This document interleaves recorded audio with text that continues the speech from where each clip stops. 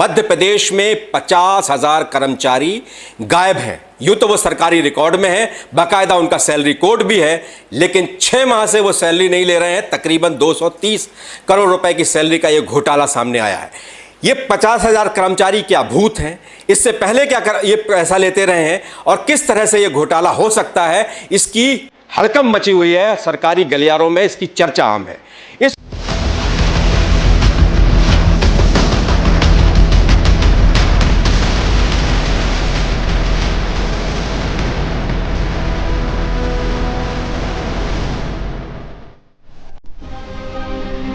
अभी स्क्रीन पर आपने जो चिट्ठी देखी वो मध्य प्रदेश के कोष और लेखा यानी ट्रेजरी विभाग के कमिश्नर ने सूबे के सभी कोषालय अधिकारियों को लिखी है, जिसमें एक बहुत बड़ी समस्या की तरफ ध्यान खींचा गया है।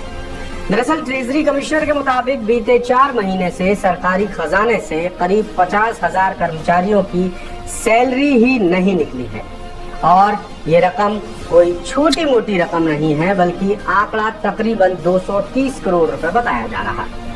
अब सवाल ये है कि आखिर 50,000 सरकारी कर्मचारी गए तो गए कहां? इसी बारे में कमिश्नर ने सभी कोषालय अधिकारियों से 15 दिन के भीतर जानकारी मांगी है।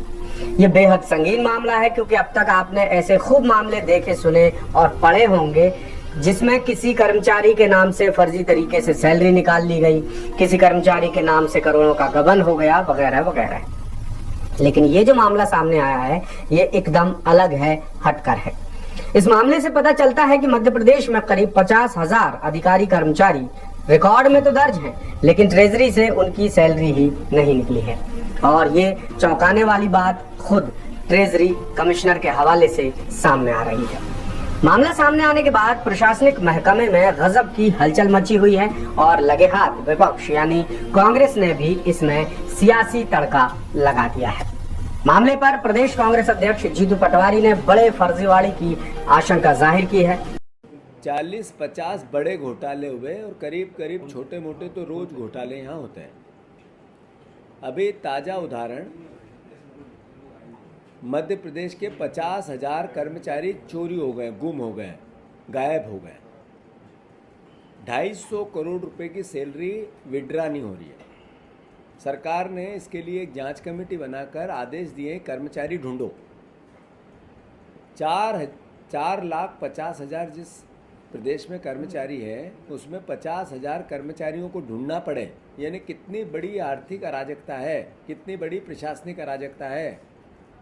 अगर इनके आईडी होने के बाद सैलरी विड्रा नहीं हुई, सरकार को आदेश देने पड़े, तो इससे पहले 25 साल से ये 250-500 करोड़ रुपए साल के निकल रहे थे, ये कहाँ जा रहे थे? यानी पिछले 25 साल में 500 करोड़ रुपए साल, यानी 12,500 करोड़ रुपए कहाँ गए? ये भी सवाल है। कर्ज तो हम ले रहे हैं, फिर से ले रहे हैं 4,500 करोड़ का परसों। तो कुल मिलाकर प्रदेशवासियों जागो, इन्होंने कर्मचारी भी गायब कर दिए और इतने साल से सैलरी भी ले रहे हैं। इतना बड़ा अराजकता नहीं हो सकती है। इन्होंने चम्मच घोटाला किया, इन्होंने सांप काटने का घोटाला किया, इन्होंने कड़छी घोटाला किया, इन्होंने 42 अलग अलग घोटाले, ये घोटालों की लिस्ट है। अभी पुलिस भर्ती घोटाला, उससे पहले व्यापम घोटाला, उससे पहले इन्होंने किया पटवारी घोटाला, फिर नर्सिंग घोटाला, फिर फर्जी वेबसाइट घोटाला, फिर वन रक्षक घोटाला, फिर टाइपिंग स्टेनो परीक्षा घोटाला, फिर MPPSC की जखीरा घोटालों का, फिर MPESB समूह 1, 2, 3 का घोटाला, फिर सरकारी बैंक भर्ती घोटाला, फिर शिक्षक भर्ती घोटाला, फिर फर्जी दस्तावेज घोटाला, फिर MPPSC भर्ती अनियमितताएं, फिर स्वास्थ्य विभाग के अनुबंध कर्मचारी घोटाला, पुलिस भर्ती व्यक्तिगत घोटाला। कितने नाम ले, गला